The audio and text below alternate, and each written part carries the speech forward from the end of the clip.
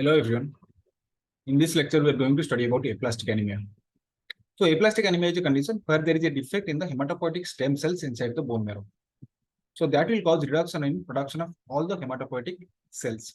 So there will be anemia, there will be leukopenia, and there will be thrombocytopenia. So ultimately, they will produce pancytopenia. Now let us see what are the causes. Now causes can be divided into the acquired causes, the damage to hematopoietic stem cells because of some chemical agents or because of some physical agents, and also we'll discuss about the inherited conditions which can cause this bone marrow failure. Let us start with the acquired causes. Now first is idiopathic. Idiopathic means we do not know exactly what is the cause behind this bone marrow failure, but now we have understood that many of these cases which are thought to be idiopathic, those are immune mediated.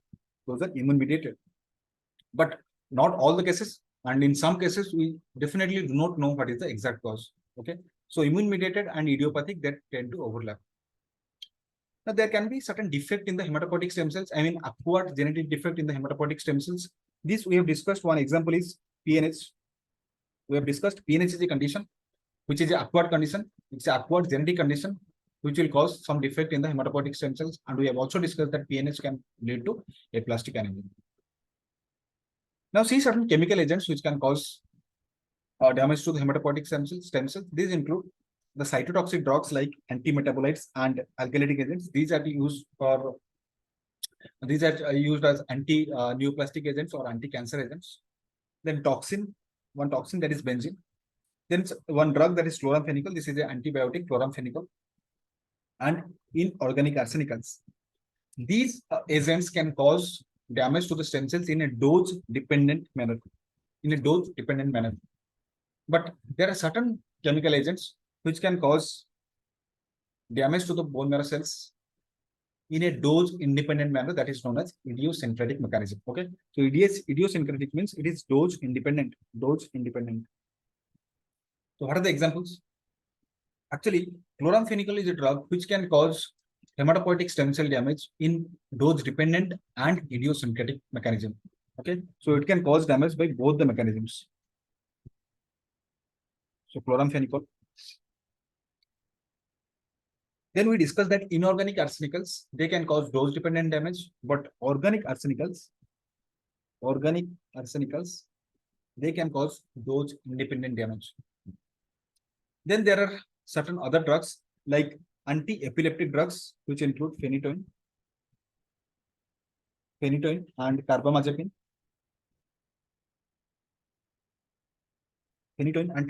These are anti-epileptic drugs which can cause idiosyncratic damage to the stem cells. Then certain other drugs like phenylbutazone,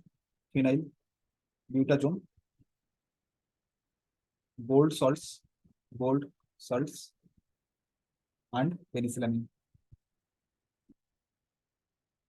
Okay, so these are the drugs which can cause, these are the chemical agents which can cause idiosyncratic damage to the hematopoietic stem cells. Okay, and I told you that phenytoin and carbamazepine, these are the anti-epileptic drugs which can cause this idiosyncratic marrow failure. Okay, now we'll discuss the physical agents which can cause this condition. Now radiation toxicity can damage the hematopoietic stem cells. There are certain viral infections you have to remember. First one is Epstein-Barr virus, cytomegalovirus, herpes zoster virus, and HIV. So these are the viruses which can cause this condition. But also there is one more virus. There are certain viruses which can cause viral hepatitis. They can cause viral hepatitis, and some of these viral hepatitis will end up in bone marrow failure, at least in 5 to 10% of the cases. But the important point to remember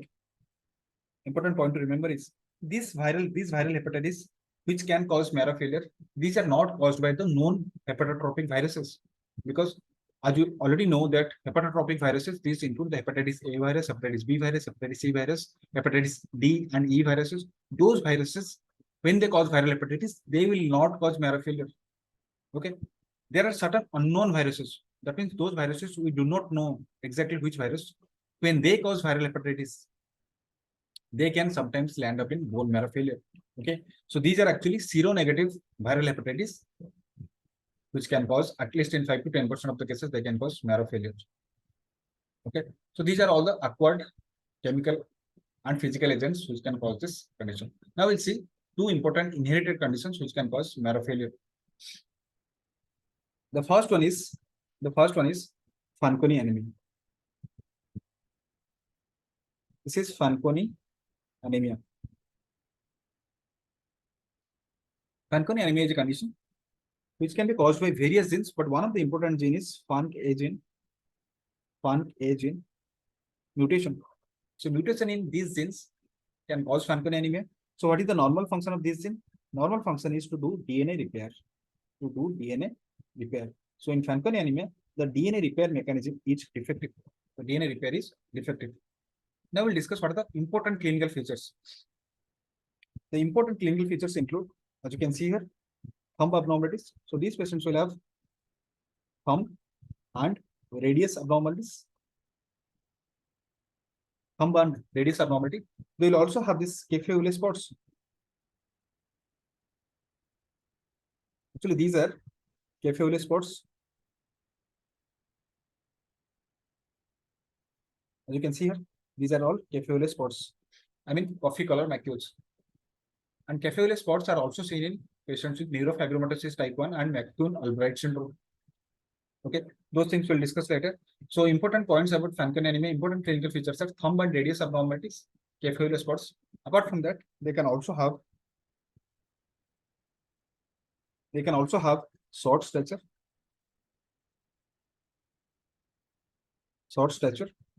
hypoplasia of spleen and kidney, and also these patients are at increased risk of malignancies. Now, these malignancies can be both solid malignancy or hematological or blood malignancies. Okay. So among the solid malignancies, it is the head and neck cancer, head and neck squamous cell carcinoma. They are at increased risk of this head and neck squamous cell carcinoma, and they can also cause the acute leukemias. That they are at also increased risk of acute leukemias. Okay. So these are the important points about the Fanconi anemia. So it is caused by FANC-A gene mutation. Of course, there are various other genes, but this is one of the most important genes. There is defective DNA repair. DNA repair is defective. These patients, they will have short stature. They will have hypoplasia of spleen and kidney. They will have increased risk of head and neck squamous cell carcinoma and various other solid malignancies also, and also increased risk of acute leukemias. And on physical, the physical abnormalities, you can look for the thumb and radius abnormalities, and also you can look for the Kefauver spots. Okay. And this condition is diagnosed. This condition is diagnosed by a test that is known as chromosome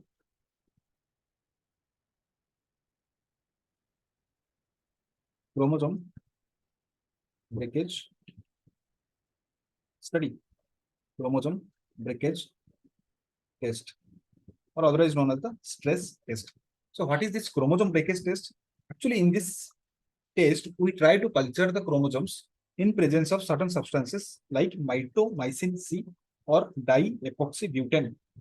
Okay, we try to culture the chromosomes in presence of this mitomycin C and diepoxybutane. Now, what these substances are going to do? Now, these substances can actually make chromosome breaks. They can cause chromosome breaks. And in this condition, patients with Fanconi anemia, because they have defective DNA repair, those chromosomal breaks cannot be repaired. And you can actually see those chromosome breaks. Okay, so that is how we can diagnose the case of Fanconi anemia. Okay, the test is known as chromosome breakage test. Okay, so that is about the Fanconi anemia. Now we'll discuss another inherited bone marrow failure condition that is known as dyskeratosis congenita. Dyskeratosis congenita. But first of all, I'll just tell you the triad of dyskeratosis congenita, then I'll tell you the mechanism. The triad is mucous membrane leukoplakia,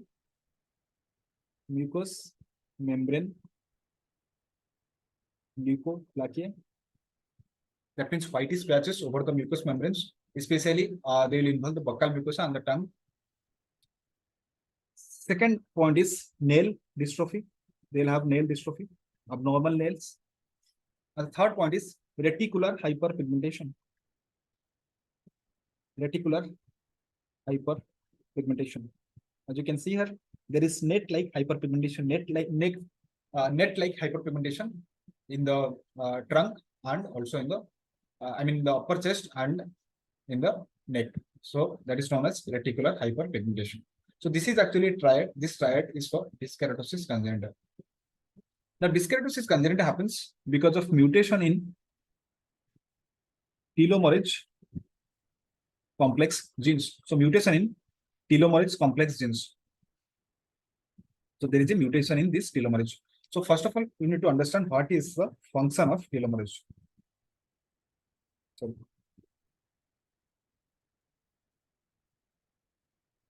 So first of all, we'll see what is the function of telomerase. So as you all must be knowing, if you see, this is a chromosome.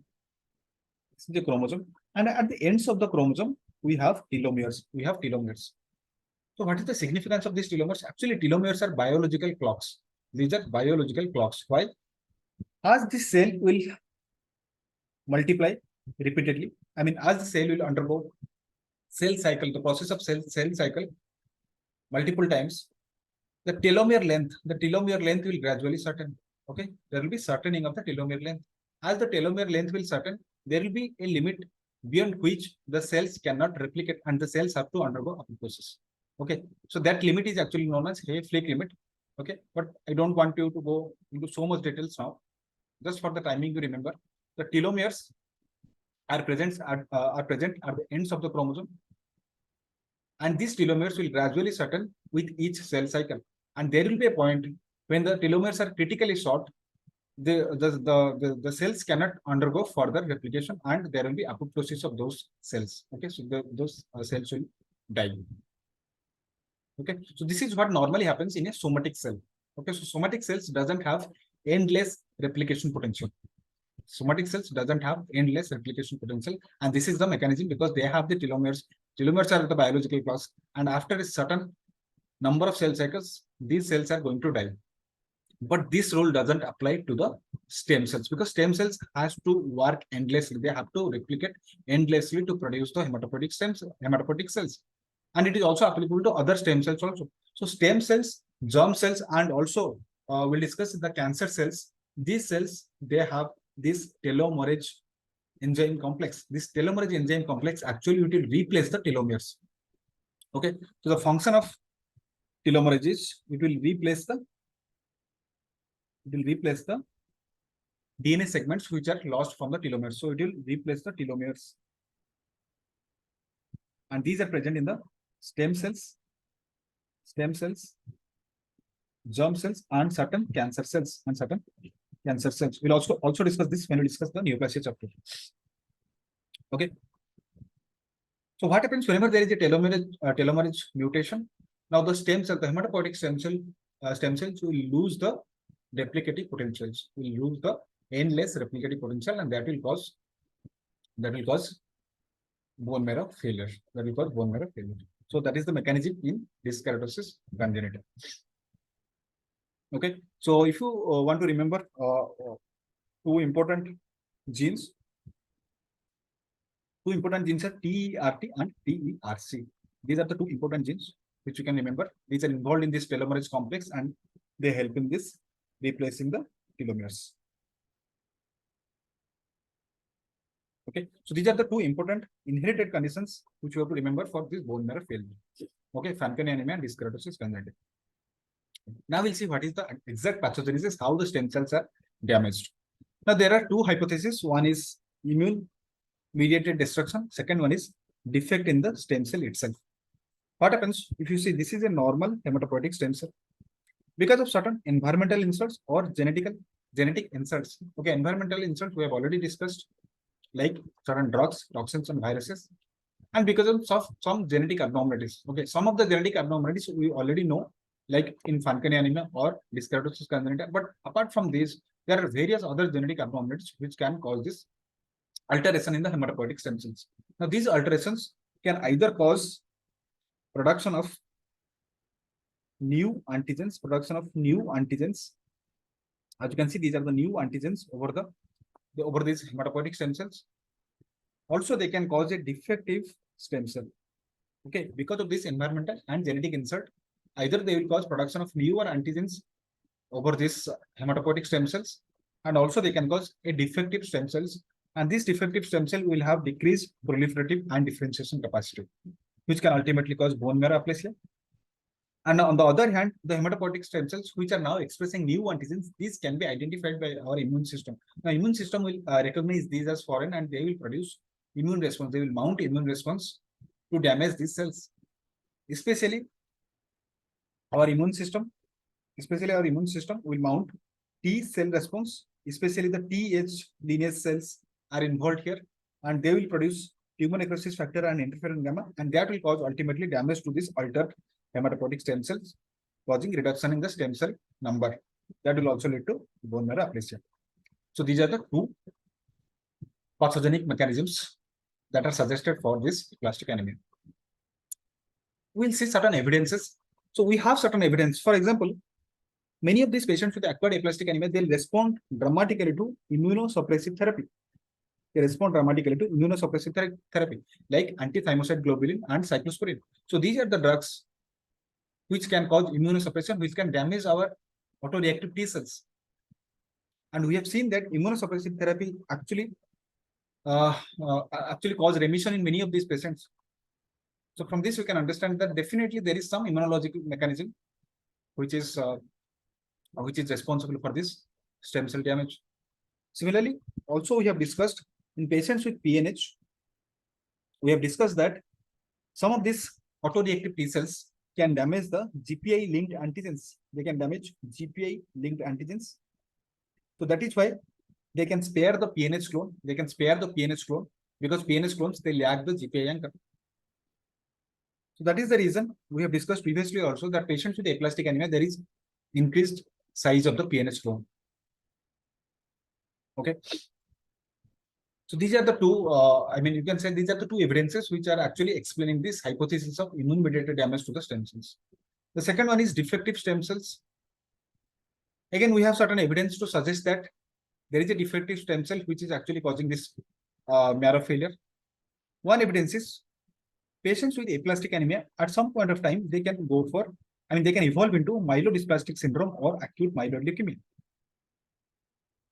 Okay, as we'll discuss this later, myelodysplastic syndrome or acute myeloid leukemia, in these conditions, there is some kind of, these are actually some kind of neoplastic proliferation of the hematopoietic stem cells. Okay.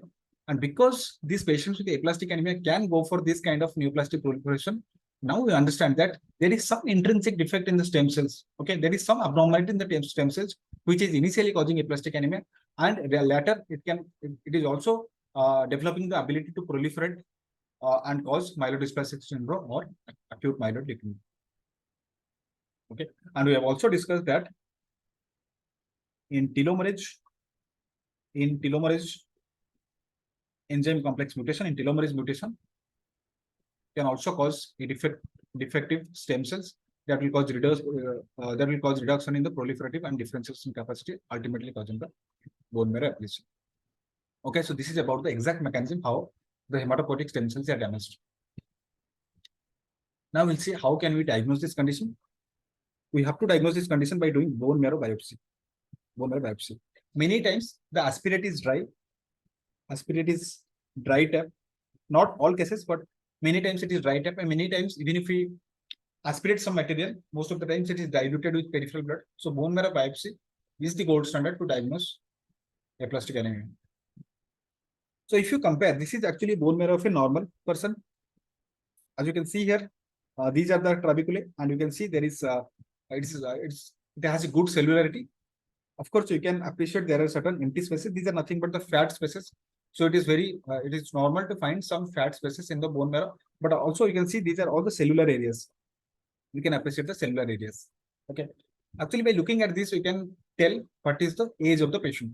Okay. So if it is a normal bone marrow, first of all, we'll try to look for the cellularity. So what is the cellularity of this bone marrow? Cellularity is calculated by 100 minus the fat spaces. So as you can see here, in this bone marrow, at least fat spaces, they are covering around 20 to 30% of the areas. So 100 minus 30, So cellularity is 70%. So in this bone marrow, cellularity is 70%. From this, I can tell that this bone marrow is actually taken from a patient or a person who is of age 30 years. Age 30 years. So for age of 30 years, the normal cellularity is 70%. Okay. So if age is X, cellularity will be 100 minus X. If age is X, cellularity will be 100 minus X, normal cellularity. So if age is 30 years, normal cellularity is 100 minus 30, that is 70%. And from this bone marrow biopsy, how can you identify the cellularity? That will be 100 minus the fat spaces. Okay, 100 minus the fat spaces. So this bone marrow biopsy is actually taken from a 30-year-old person, and this is absolutely, the cellularity is actually looking normal. Okay, but if you see, this is the same patient, for example, this same patient, age of 30 years, and you are expecting a cellularity of 70%. But here, if you look at the cellularity, here it is actually completely filled with fat, completely filled with fat. There are some very minute cellular areas, and most of these cellular areas will be composed of lymphocytes. Okay, the myeloid lineage is predominantly affected. You can find some of the lymphocytes and plasma cells, but most of the areas will be filled with fat. So if you see the cellularity here, 100 minus, so fatty areas are occupying almost 80 to 90%. So cellularity is 100 minus 90, that is 10%. Okay, so normal cellularity for a 30-year-old person is 70%, but here you can see cellularity is only 10%. So that means it is a severely hypocellular bone marrow, and this is suggestive of aplastic anemia. Okay. So then the next thing we need to know is what is modified gameta criteria. This is actually severity criteria for aplastic anemia. And what is this modified gameta criteria, and what are the components of it? The first thing is it should have a bone marrow cellularity of less than 25%. Along with that, it should have 2 out of the following 3. 2 out of the following 3. ANC or absolute neutrophil count should be less than 500. Absolute reti count less than 20,000. These are per microliter. Per microliter. And platelet less than 20,000 per microliter. Okay, so these are the numbers you have to remember. Bone marrow cellularity of less than 25% plus 2 out of these 3, ANC, ARC, and platelet. If this criteria is fitting, that is known as severe aplastic anemia. Severe aplastic anemia. And also, there is a condition that is known as very severe aplastic anemia. So how do you define very severe aplastic anemia? It is similar to severe aplastic anemia, but here the ANC, absolute neutrophil count, is less than 200. Okay, so if absolute neutrophil count is less than 500, that is severe aplastic anemia. If it is less than 200, it is very severe aplastic anemia. Okay. So now we'll see what are the clinical features. It's very simple to understand. These patients will have pancytopenia. So they will have features of symptoms of pancytopenia. That means they will have this anemia. So they will have features of anemia like weakness, fatigue, recurrent blood transfusion. Then features of low WBC. So that means there will be leukopenia, especially the neutrophils are predominantly affected, and neutrophils helps in protection against various infections. So these patients will have recurrent infections. And also because of lower platelet count, they will also have this bleeding. So features of cytopenias they are going to have. There will be no organomegaly. RBC morphology. Remember, in any condition with bone marrow failure, whenever there is a defect in the bone marrow, all of them will cause a macrocytic RBC. Of course, reticulocyte production will be very less because here the bone marrow itself is defective. There is no production, so reticulocyte count has to be low. Okay. Treatment, I'll just tell in a nutshell. I mean, if the patient is having inherited bone marrow failure syndromes, we have to go for hematopoietic stem cell transplantation. They will not respond to any immunosuppressive therapies. If it is acquired aplastic anemia, then we look for the age. If it is less than 40 years, better is to go for hematopoietic stem cell transplantation. And if it is more than 40 years, then you treat them with immunosuppressive therapy. Okay. Of course, there are many variations, but I'm just telling in a very simplified manner. So inherited bone marrow failure, only treatment is hematopoietic stem cell transplantation. Acquired condition, acquired aplastic anemia, less than 40 years, go for transplant. More than 40 years, go for immunosuppressive therapy. And the current immunosuppressive therapy that we use is a combination of triple drug, anti-thymocyte globulin plus calcineurin inhibitor or cyclosporin plus L-thrombopag. thrombopoietin.